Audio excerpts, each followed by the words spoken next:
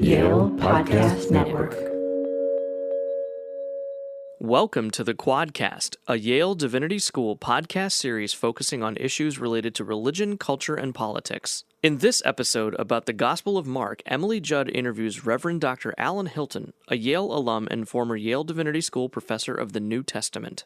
Dr. Hilton discusses why the author of Mark portrayed Jesus' disciples as lacking faith and understanding. He wanted his audience to know these weren't guys who walked 10 feet off the ground. These were people like us. He also weighs in on why an additional ending was added to the Gospel of Mark. We know that an ending accrued that fit it more fully with the other three Gospels. And Dr. Hilton talks about the unique literary style of Mark as compared to the other Gospels, Matthew, Luke, and John. It's almost like a child breathlessly telling a story from what just happened on the playground. So I'm very excited to speak about the Gospel of Mark, which is my favorite gospel, and to know your insights on this particular gospel. Who was the author of the Gospel of Mark? What is known about him? So every bit of gospel authorship has some fun mystery around it because we get these without an autograph. We get these without a person who has signed on for it. We get it in copies that were made over time rather than its original, right? And so it's a little bit of sleuthing that goes on to get to it. The fortuitous thing with Mark is that we have a tradition from the early 2nd century from an early Christian called Papias, who tried to describe how each of the Gospels came, but his description of how Mark came about is that Mark listened to Peter, the Apostle Peter, and heard his stories, but then put them in an order that was different than Peter's order, right? Which is an interesting way to pass it on, but as an interpreter of Mark, that ends up sort of valuable because then we start to look for why he arranged things the way he did, right? And when did Mark write this gospel? And where was it written? Do we have anything about that? The best guesses, or at least the ones that have the most adherents in the scholarly world, have Mark just short of 70 CE, because the temple, of course, comes down in 70. And there are references to the possibility of the temple coming down, but they aren't as vivid as in Matthew, for instance. So the Roman destruction of the temple has not yet really occurred, and that's what, in the way that Mark's talking about the temple, that's what we can infer? Yeah, that's and again, it's all sort of approximation, but that's what has led scholars to place it in that cavity in that pocket just leading up to 70, because as you mentioned, the Romans destroyed the temple during the year 70 and during an uprising, and so that's a big dating point for both rabbinic Judaism and for early Christianity. And do we have any idea where Mark was? Was Mark in Jerusalem? The answer is no. We don't know. But what is usually tried on, a lot of tradition has Mark writing from Rome because Peter's associated with Rome. Tradition has Peter dying under Nero in Rome as a martyr. And so a lot of folks picture the time of Mark's gathering of information as those years leading up to Peter's martyrdom in the 60s. Now, in the gospel, Mark relays stories of Jesus almost trying to hide his divine identity. One scholar, William Rada, coined the term messianic secret for the hypothesis that Mark shows that Jesus wanted to hide his divine identity.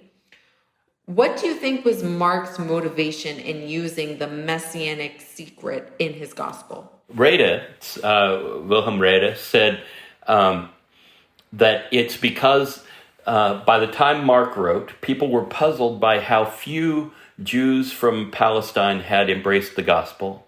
And so in order to explain that, in order to give a reason why that was happening, they said, well, Jesus went low key when he was in Palestine. He kind of tried to keep under the radar. And so, of course, not many people knew about him, right? That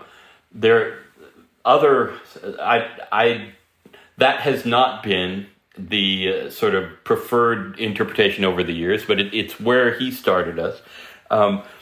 Others, and I think more literary readers along the way, have tended to say, well, this is Jesus's attempt to get to Jerusalem and finish his course, finish his mission without being detected early. The apostles, the male apostles of Jesus, they are portrayed as dense, a bit in Mark's gospel, as unbelieving. They're not really understanding Jesus's divine identity. While Mark portrays female followers in a positive light in his gospel, championing their discipleship. What are your thoughts on the contrast between these two depictions, especially when it comes to gender?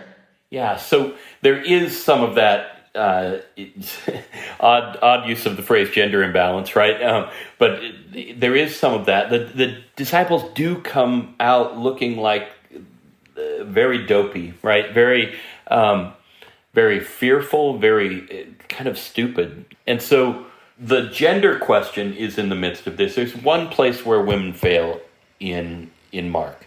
At the empty tomb, rather than doing what the guy at the tomb says, they go away afraid and tell no one, right? Other than that, women are largely presented in very positive terms. That may be because of the composite group in Rome that I was talking about earlier. If there are a lot of women in leadership in Rome, and maybe even especially if this is after Peter's demise under Nero, right? And there's a rise of women leaders after that, right? It may be that there's just it's a feature of Mark to try to hold that up, given all the possible things that Mark could have collected. He may have collected stories that sort of didn't bear particularly heroically on the disciples, because he wanted his audience to know these weren't guys who walked 10 feet off the ground. These were people like us. In fact, they got scared, and look what the resurrection did to them. They went on to martyrdom like Peter. They went on to do amazing things. And speaking about the resurrection and the ending of Mark, the Gospel of Mark has two endings. Right. In the Bible, if you go look in the Bible, it will say that. I mean, I think in almost every Bible, it will show you the longer ending. So there's the original ending, and then there's a longer version that was believed to be added on by someone other than Mark. Who likely added it and why? So 16:8 is now the sort of widely affirmed ending of Mark's gospel. For a long time, people thought he lost the last page, right? And what we now imagine happened is that, of course, these, as I mentioned earlier, these documents were copied because there was no way to get them out electronically, right? So they were copied and copied for the sake of new churches or other churches. And so picture that at the same time as there are a whole lot of traditions that we don't even have in our Gospels about the resurrection, surely floating around. Paul has one in 1 Corinthians in 1 Corinthians 15, where he tells that so-and-so was first, and then so-and-so was second, and on through, and then more than 500 people Jesus appears to. Well, that's not in any of the synoptic Gospels or in John, right? So that's another tradition about the resurrection and how it played out. Well, surely there were a bunch of them around. The longer endings of Mark may have come from that stock, right? May have come from live traditions about the resurrection that Mark chose not to include, but one of the copyists down the road said, well, this belongs here, right? And so we don't know exactly who, we don't know exactly when, but we know that an ending accrued that fit it more fully with the other three Gospels. What is distinctive about Mark's literary style compared to the other Gospel writers? Yeah, so he's got the least amount of Jesus words, right? He is an action-based editor and author, right? He takes the stories in which Jesus does things and he puts them together in rapid succession. And it's almost like a child breathlessly telling a story from what just happened on the playground, right? And that's not to infantilize Mark. It's to say it's this sort of urgency and quickness of narrative that doesn't stop and spend 3 hours, or 3 hours, three chapters on a Sermon on the Mount. It doesn't stop and do the Sermon on the Plain. It doesn't stop for a long upper room discourse as John does, right? Jesus doesn't talk as much in Mark. That's distinctive. I tend to agree. There's a lot of action, like you said, less talking and more action. Yeah. And that's something that is compelling to me, that draws me to Mark. Well, thank you so much, Dr. Hilton, for joining us today. I think this was a very interesting, insightful discussion about my favorite gospel, the Gospel of Mark. Well, thank you. It's been fun to talk to you, Emily, and it is a fabulous gospel. So, moral of the story is everybody go read. Go read Mark.